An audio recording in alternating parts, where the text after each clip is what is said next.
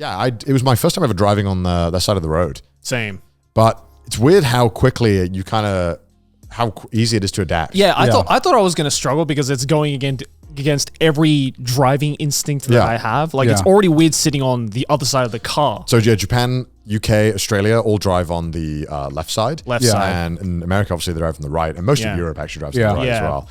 But it is weird how quickly your brain... I noticed that when I was following cars, it was super easy. But as I was coming to a junction, if it was just me, I would have that brief moment of like, oh yeah, turn wide. Yeah. Turn wide when turning left. I had that a few times when I was first on the Vespa. We'd come to like a T intersection. If there's no other cars, I would kind of I'd have to be like, that way. Yeah, and I'd want to turn left, and I almost one time I almost went into oncoming traffic, and I'm like, no. It was fucking terrifying. Luckily, there's always cars parked places, so that also helps help you figure it out. Like, you'd be surprised. It's pretty easy. I think in Europe with roundabouts, it'd definitely be a lot more tricky. Yeah, a lot more intimidating. Especially if you're doing like manual as well. I don't know. I think if you feel confident driving generally, I think it's fine. Yeah. But if you're not a confident driver in general, I think it's a little harder to scarier. Adapt. Yeah. I don't know if this is a hot take, but I think that now that I've gone back to Thailand for a month and just reconfigured my mind, I think it's easier to drive in Southeast Asia than it is to drive on like Western roads like America and England. And you're capping, bro. I honestly, I think it's like the equivalent of saying like it's easier to drink a cup noodle by just downing it. You know what I mean? Like it's like what? Because when all rules go out the window, hell yeah, it's easier to fucking drive because you just fucking show up. Yeah, like you don't need to worry about the lights, where people are. Just do it. Like, I mean, that's the thing, right? Because I kind of realized this because I've lived in Thailand for about like 4 years before moving to Japan. So I have a lot of driving experience in Thailand. And yes, like the first like day or two that you like drive there, especially when I came back this time, I was like, oh, the roads are fucking terrifying. And then when you get used to it, you kind of like, you feel like every driver just enters a kind of flow state. And that's what it feels like. It feels like the traffic just has its own flow that you kind of like get a feel about when you can go, when someone's going to stop. I'm listening. I'm just going to Google something. Really? Because when we were in Thailand and I was sitting on the back of those cabs, I felt nothing like that at all. There was so many, like there were moments where I was in the back of this cab and the so-called flow of traffic was so fucking like start, stop that I was getting sick by the end of it. Maybe it was a shit driver as well, but like that's because the driver is in Ultra Instinct and you were still in like your base world, you were the side character. You're like, I can't tell what's going on right now, and the driver was just like, I understand everything. I was like Yamcha on the back of that car. I'm like, I can't see anything. All I see is an incoming crash right now. What's going on? But no, it's because like I realized because driving in Hawaii, like not trying to learn, but sometimes you're unfamiliar with the road. Yeah. I was probably the closest to getting into a crash in Hawaii out of the three of us. Because you weren't following the rules, Gant. I was following the rules. I thought I knew the rules. There was a green light. I thought I could just turn. I just Googled because I was near certain that like obviously the reason why we have all these goddamn rules is for safety. Yeah, it is. Yeah, and generally, I think in Thailand there's a higher death rate for car crashes. Of course, yeah. Well, I mean, like it's why we have all these boring rules and you can't go when you want because more traffic accidents. But like I feel like it definitely feels less. Obviously, it feels easier, but once you get past, the intimidation of everyone's doing their own thing, it's kind of like comforting to drive there. Maybe I'm just like going back to my bloodline, like I said. I think you've just been in that situation too many times now, where it's just numbed you because it's like it was definitely not the case with me. I didn't. I would be fucking shitting myself if I had to drive, especially if I was on a moped. In Thailand? Oh my god! Yeah, we'll do a trip around Vietnam or Thailand or something. Get you a few days on a road. If I can survive that trip, I can drive anywhere. Yeah, I feel. Like I feel like okay. So like the stereotype, stereotype we had before that Asians are bad drivers. you know, I feel like there was some truth to that. And I feel like some of that truth was there weren't bad drivers. They just went by the rules of their home country, which in Western countries counts very much as a bad driver. It's not that Asian. It's gentrified Asia. They were just bringing like the Asian culture to America. And Americans are like, what's going on here? They're bringing MMA rules to a box. It's not that British people have bad food. It's that they just brought it from other countries. Exactly. I mean, like, I still like this. Like the level beyond me is I still don't know how, you know, some people in Vietnam or Southeast Asia, how they get away with some of the shit they tow or like get on their scooters, carrying their entire family in the back of the that's just dangerous. Like having like 4 people on a scooter is just I saw someone towing a fucking tree in Vietnam. Via scooter. Wait, on a moped? On a moped.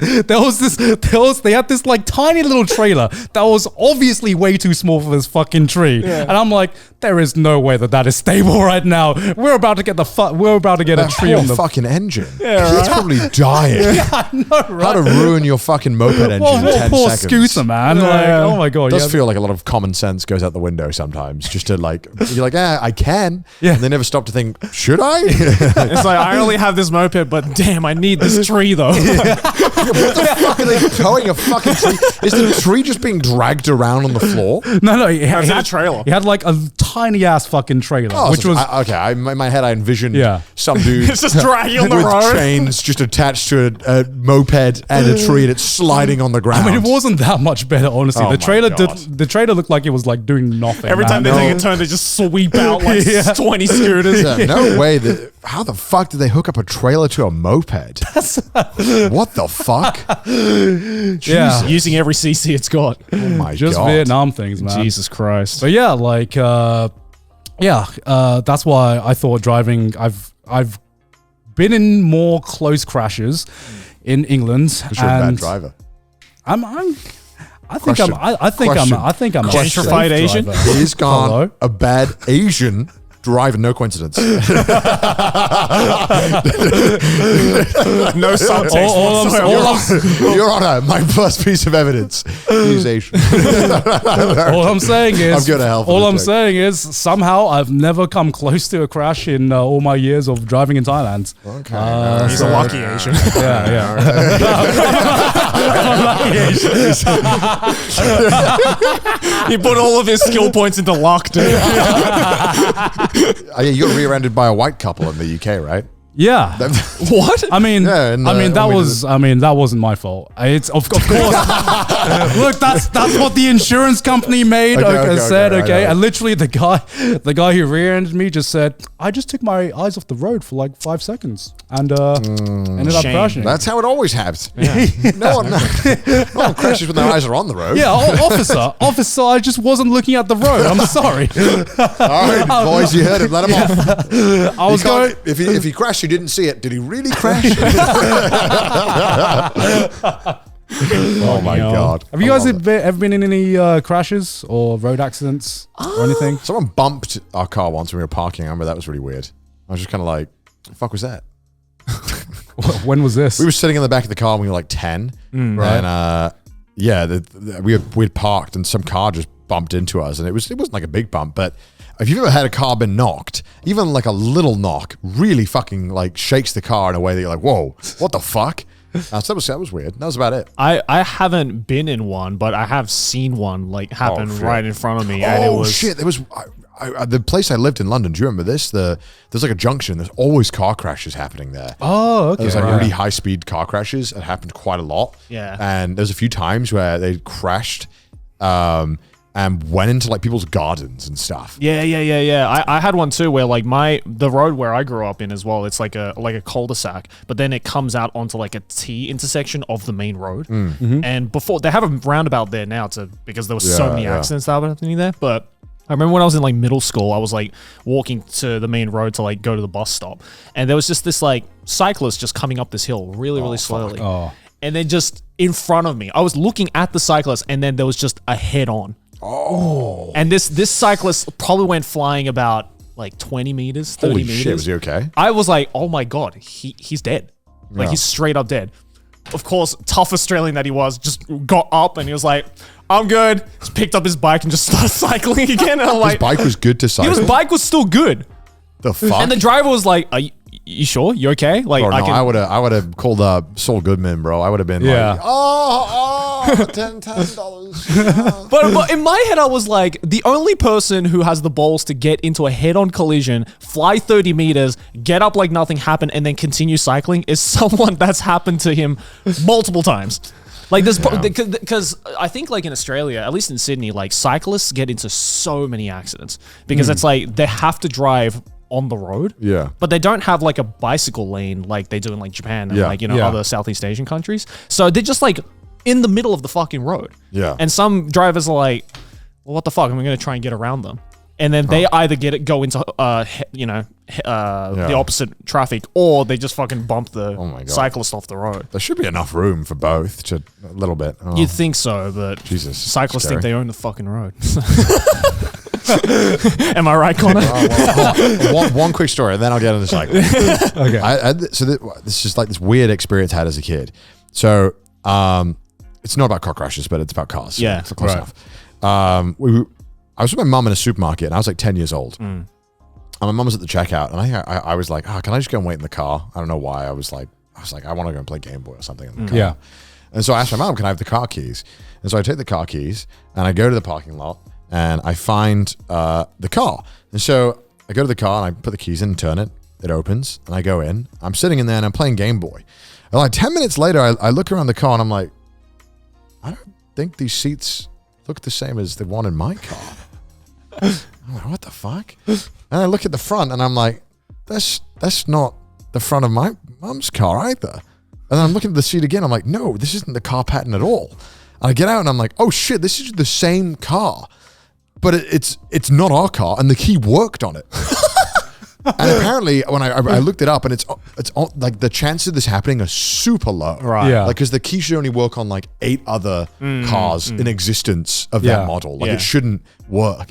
I just thought it was really weird that it happened at one time. I was freaked out as a kid, and I told my mum. My mum didn't believe me, and I was like, "I'm telling you, I went over this other car and I sat in there for 10 minutes. I played my Game Boy." It would have been real awkward if like the owner of the car came out. Yeah. Well, I was thinking maybe I should make up that someone came and beat me out. But no, it was it was really weird. I just remember that experience. I actually very did something, surreal experience. I did something almost similar in Hawaii.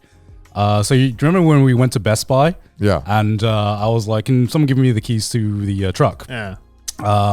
So I was kind of like, a bit of space cadet. I was just like, let me just go in the truck, get my wallet so I can buy what I need to buy at Best Buy. So I go to the truck and I try like opening the doors. It's not opening. It just doesn't open at all. I'm like, what's going on? Is the batteries dead or something? And I tried like several times, and then I was like, okay, let me try actually just putting the keys in. I'm at this truck for about 2 minutes trying to fucking squeeze this key in this Jeep that we've rented out for a day. It was literally like 2 minutes ago we parked it as well. Yeah. And then after about 2 minutes of fiddling around, guy walks up to me and goes, "What are you doing? That's my truck." That's my Jeep. And I look up and I'm like, I found myself at the wrong Jeep. I was trying to get, I felt so bad because I was trying to get in this Jeep for like a full-on 3-4 minutes. Yeah. And the owner was just like right on the other side, apparently just fucking watching me try to break into his truck. Oh my God, you're lucky you didn't like fucking call the police. Yeah, right? Holy fuck. Yeah. You know what makes this story even funnier? Our Jeep was parked, I shit you not, 2 feet from the entrance. Yeah. We were literally the first car you would see as you come out. And somehow Grant did not remember this. Dude, he was in Best Buy for a total of 2 minutes. And there were only like 3 other cars in this parking lot. There was no one else in the parking lot. How the fuck did you fuck that up? I don't know. There was one. I looked up. I saw one big ass car in front of me, and I looked down. And I was like, I just assumed in my head, oh, that must be mine. How many big ass cars could there possibly be? Was it the exact same model? It wasn't the exact same model. But it was the same. It was the same color. It was the same color, and it was also a Jeep. Oh my God! That's so funny. It was close enough. It was close enough. It's funny to think that while we were all standing around the Jeep, we were like, where the fuck's Garnt? He's got the keys. He's trying to jack someone else's car. We were at our Jeep waiting for Garnt to come back. We were literally in this Best Buy for 5 minutes. Oh my God. Yeah, so that's what I was doing, by the way. Wow. Yeah, we wondered, where did you go? Yeah. And you were just like, yeah, Noah. We're like, oh, okay. Okay, all right, sure. You shouldn't have the energy to explain it. Yeah. I was fucking knackered. But